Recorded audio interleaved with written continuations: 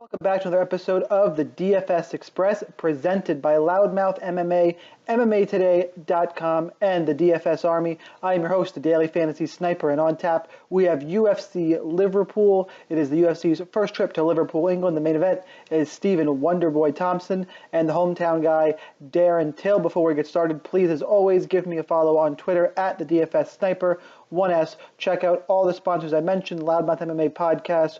Wherever you listen to podcasts, you can get all kinds of great episodes there, including this episode. You could be listening to it on that channel. MMA-today.com, a new source, not a new source, but a different type of source for MMA content, not just UFC, Bellator, One, Legacy, all that stuff, really global MMA coverage. And the DFS Army, if you are a daily fantasy sports player, which I assume is why you are watching or listening to this, make sure and check out all their content for every sport. Become a VIP member. Use the code SNIPER for 10% off this month and every month of your membership. I've been saying this a lot lately, but thank you guys for putting up with those intros. I know sometimes on podcasts they can be a little annoying, but the support to all those sponsors is greatly appreciated. That is enough of the intro this week. Let's get to the fights. Again, if this is your first time watching or listening to the DFS Express, DraftKings specific play is going to run through every fight in this card in under 15 minutes with a DraftKings perspective. We'll start at the main event. Stephen Wonderboy Thompson at 8,400, Darren Till at 7,800. As of right now, this fight is a pick'em. The way it's trending, I suspect Darren Till is going to have the odds value and be the favorite come fight night. People are shying away from this fight, and I want to just have you hesitate for a second and just think about it. Stephen Wonderboy Thompson, outside of his two fights with Tyron Woodley, is actually a good scorer for DraftKings. He has a lot of counter-strike knockouts. He only scored 75 points against Masvidal, but that was a 3-round fight. He's going to have 5 to work here. If he wins, I think the winner of this fight, regardless, scores well. I think Thompson could piece up Till for 5 rounds, score plenty of points that way in a decision. I also think Thompson is live to the knockout with his counter-striking. Until if he wins, he's going to score a knockout with his power and score relatively well as well. So I think avoiding this fight is a mistake. Stacking it is also a mistake. I would not stack in cash games. However, I think in tournaments, this fight is going to be really key to find a winner. I think it's going to score well in the mid-range. My lean right now is Stephen Wonderboy Thompson. I know he's on the road, but he's the much more experienced guy. His counter-striking style, to me, is made for a guy like Till who comes forward. He's going to pressure. That plays into Thompson's hands. That's why Woodley didn't engage. I think Till will engage, and Thompson is likely to use his superior striking for 5 rounds to a decision or get a finish. Darren Till is still a bit of an unknown. He's live to the knockout. Maybe he has that Conor McGregor type. He's on that meteoric rise. He's all kinds of hype. If I had to pick, and obviously that's what I'm here to do, I'm going to pick Thompson. I don't think that continues. I won't totally fade Till in GPP, but Stephen Wonderboy Thompson is my preferred play at 8,400. Neil Magny, 9,500, taking on Craig White, 6,700. We know Neil Magny has been around a long time. He's made improvements in his game. Had a good win against Carlos Condit last time out. Did lose to RDA. Craig White is an RDA. He's been in Cage Warriors. He's taken this fight on short notice.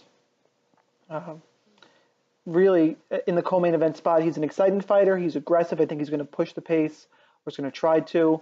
And I think it's going to be kill or be killed. I think Magny wins here. The problem on this card is the pricing is so tight. There's not a ton of underdogs they really like. So fitting in Magny is going to be a challenge, but he is the preferred play. I think he wins. I don't know about the scoring. 9,500 is a lot. Craig White I'll reserve for GPPs because he's going to come forward and press, and just in case he gets the knockout, he'll end up on the optimal lineup at 6,700. That being said, Magny can score takedowns to a win. He can use his length and outstrike White. All around, he's the better fighter. He's the preferred play at 9,500. Arnold Allen, 9,200. Mads Burnell, 7,000. This fight is interesting because I think it's going to be grappling based. Allen looks for takedowns in his fights. Mads Burnell is the power BJJ guy. I think Allen is just more polished, and if the fight stays on the feet, if the grappling neutralizes each other, I think Allen, picks his way to a win here. I'm also worried about Burnell's gas tank. It's a big cut for him to 145. I do want to see what he looks like on Friday. If he misses weight badly, meaning he didn't try and get there, that could sway me a little bit. Mads Burnell is live. I think if he wins, it's going to be grappling based. Arnold Allen, though, I think it's the better fighter. And the upside to Burnell isn't enough for me to make him my preferred play. I'll take Arnold Allen at 9,200. Jason Knight at 8,300. Makwan Amirkhani, 7,900. In addition to Till and Thompson, this is the other fight that I really think you're going to need exposure to in GPPs, and it's going to be a key to the night. And I started off very high on Amirkhani.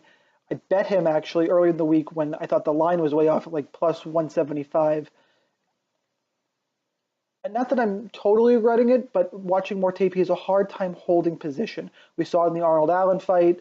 There's going to be some scrambles in this fight, and both guys are going to score well. I think they're going to be willing to grapple and engage, and I'm just concerned about Amirkhani's ability to hold position. Jason Knight, though, did not look good against Mowgli Benitez. One of those, they're going to grapple. You have to have one of these guys. I think Knight is the better positional grappler. My pick to win the fight, I'm actually leaning back towards Knight just because of, as I said, his ability to hold position, and striking wise, I think he might be a little better. We've seen Amirkhani get caught before in the regional scene.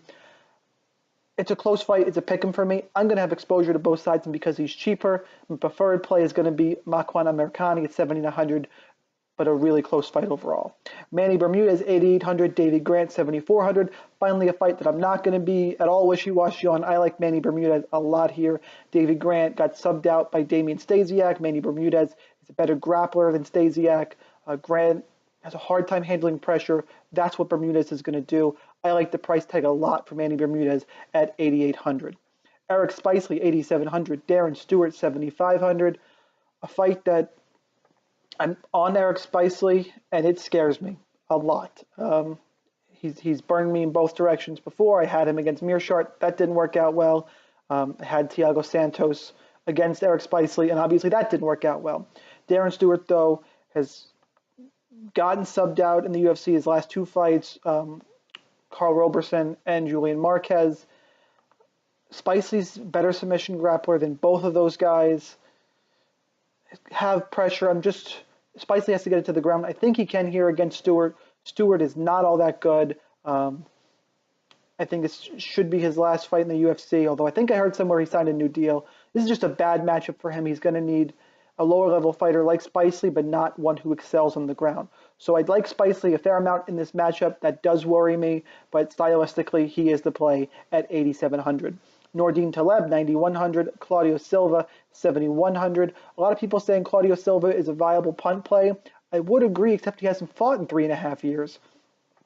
Injuries, pulled fights, like 7,100. I know he's a grappler. Nordine Taleb is a specimen. He's tough to get to the ground. Taleb is an elite striker. He's a tri-star guy. Sometimes those guys don't score great. He hasn't done all that badly. A great finish against Danny Roberts last time out.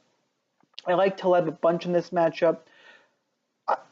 Being out for 3.5 years is just something that's I'm going to steer clear of, and if it's something that burns me, that's what burns me. But that kind of variance is not something I'm looking to invest in. Nordine Taleb is the preferred play at 9,100. Tom Breeze, 9,000 against Daniel Dadbod Kelly, 7,200.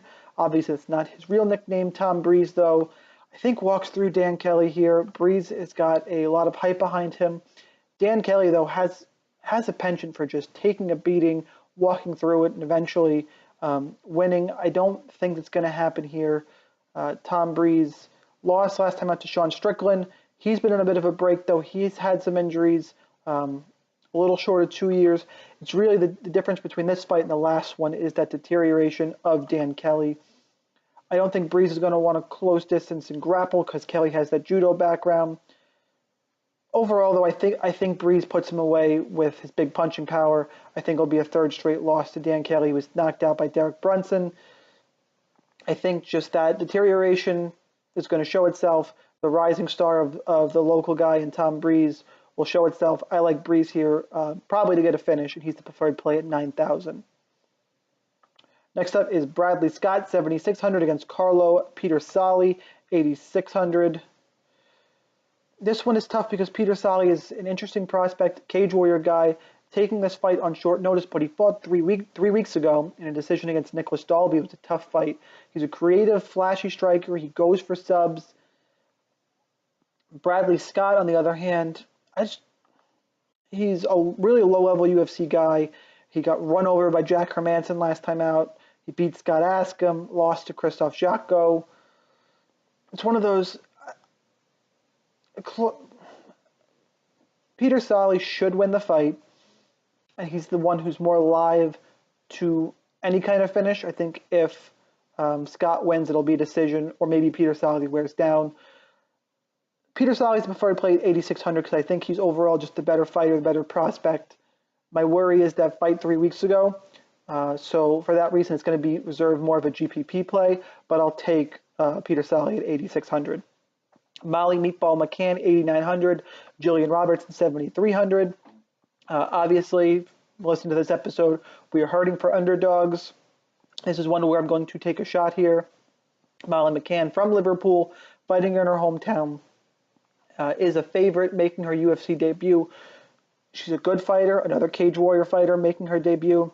The problem is that she's just okay from what I've seen. She's on this card because she's from Liverpool. And even in fights when she's a big favorite, she gets in these funny spots and can give away fights. I don't know how good of a fighter she is. And 8,900 and the line being where it is, where at time of recording this, look it up real quick, she is a minus 245 favorite. To me, that feels like too much. Jillian Robertson subbed Emily Whitmire last time out, got good grappling, trains at ATT, all those things together that she's going to look to grapple, comes from a good camp against a fighter making her UFC debut. She is my preferred play in my lean at 7,300, especially in cash games. Elias Theodorou, 9,400, taking on, I almost said Travis. It is Trevor Hot Sauce Smith at 6,800.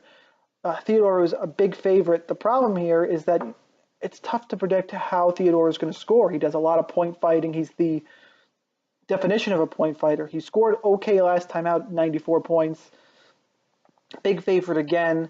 I wonder if the way Trevor Smith wins this fight is he kind of just, he wears you down. He can get takedowns. I don't think he's going to be able to take Theodorou down is his issue. Theodorou does have good movement, uses those kicks to keep you off of him. The front kicks, it's not a side kick that can lead to a takedown. I don't see Smith getting a takedown or holding down Theodorou. I think it's going to be another point fighting type of Theodorou performance. Maybe he gets a late finish. I'm probably not going to have a lot of exposure to this fight overall. I'm going to lean towards Theodorou as a GPP play because at that range he should go pretty under-owned and maybe he finds a finish. But I'm not a believer in Hot Sauce Smith. I'll take Theodorou at 9,400. Lena Landsberg, 8,500. Gina Mazzani at 7,700. Another women's MMA fight where I'm going to lean towards the dog for DraftKings because Mazzani is going to look to grapple. I've poked fun at her other podcasts.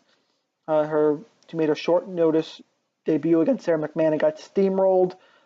Last time out, she took on a Chinese girl, Yanan, I think her name was, and a bunch of takedowns in that fight. Lena Landsberg has a hard time stopping tight takedowns, and on the feet, she likes to block punches with her face. Even her one UFC win against Lucy Pudilova, she ate a lot of damage in that fight. I think Mazzani, not a great technical striker, obviously, but Landsberg likes to get hit. She'll score some points that way. She'll look to grapple. I don't think Landsberg is going to finish her in any way. My pick to actually win the fight, I'm leaning towards Mazzani at 7,700. She will clearly be the DraftKings play. She also now has odds value at time of recording this. She is at minus 110. This fight is a pick'em. Should be popular, probably a staple in your cash games for that reason. So that's UFC Liverpool for DraftKings. Again, please check out those sponsors I mentioned at the start of this episode. Good luck in your contests. I will see you next week.